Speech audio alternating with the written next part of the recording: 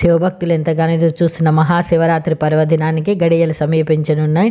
అయితే మహాశివరాత్రి రోజు ఉపవాసం జాగరణ ఉండేవారు కొన్ని నియమాలు తప్పనిసరిగా పాటించాలని పండితులు చెప్తున్నారు. ఆ నియమాలు ఏంటి వీడియో ద్వారా తెలుసుకుందాం. శివరాత్రి పర్వదినాన ఉపవాసం ఉండేవారు కొన్ని నియమాలు తప్పక పాటించాలి. ఆ రోజున తలంటు స్నానం చేయకూడదు, తల స్నానం చేయాలని సూచిస్తున్నారు.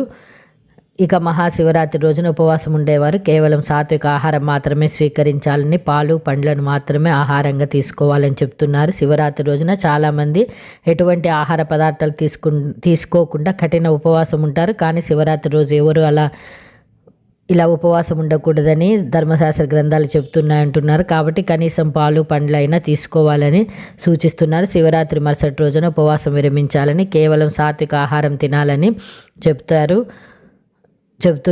చిన్నపిల్లలు, వృద్ధులు, గర్భిణులు, అనారోగ్య సమస్యలతో బాధపడుతున్నవారు మహాశివరాత్రి రోజున ఉపవాసం చేయాల్సిన అవసరం లేదని, ఓం నమ శివాయ అనే పంచాక్షరి మంత్రం జపిస్తే ఉపవాసం ఉన్నటువంటి ఫలితం లభిస్తుందని అంటున్నారు. అశౌచం ఉన్నవాళ్ళు కూడా మహాశివరాత్రి రోజు ఉపవాసం ఉండకూడదని. అశౌచం అంటే జాత శౌచం, మృత శౌచం అంటే బిడ్డ జన్మించినప్పుడు పురుడు ఉంటుంది. అలాగే ఇంట్లో ఎవరైనా చనిపోతే వారికి మైల ఉంటుంది.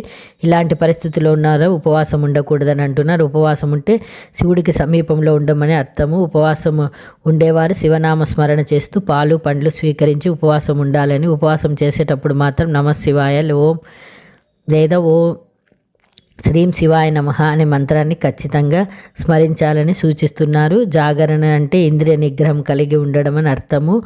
కాబట్టి చాలామంది శివరాత్రి జాగరణ పేరుతో సినిమాలకు వెళ్తుంటారు. ఇలా చేయడం వల్ల జాగరణ చేసిన ఫలితం ఉండదని చెప్తున్నారు. అయితే శివ సంబంధమైన సినిమాలు చూడవచ్చు, కానీ వినోదాత్మకమైనటువంటి కార్యక్రమాలు వెళ్ళకూడదని అంటున్నారు. శివాలయం లేదా శివుడి స్తోత్రాలు వింటూ జాగరణ చేయాలని చెప్తున్నారు. ఇలా కొన్ని నియమాలు పాటిస్తే శివరాత్రి రోజున ఉపవాసం జాగరణ ఉండడం వల్ల శివుడి యొక్క సంపూర్ణ అనుగ్రహం పొందవచ్చని తెలియజేసిన వీడియో నచ్చితే తప్పకుండా లైక్ చేయండి.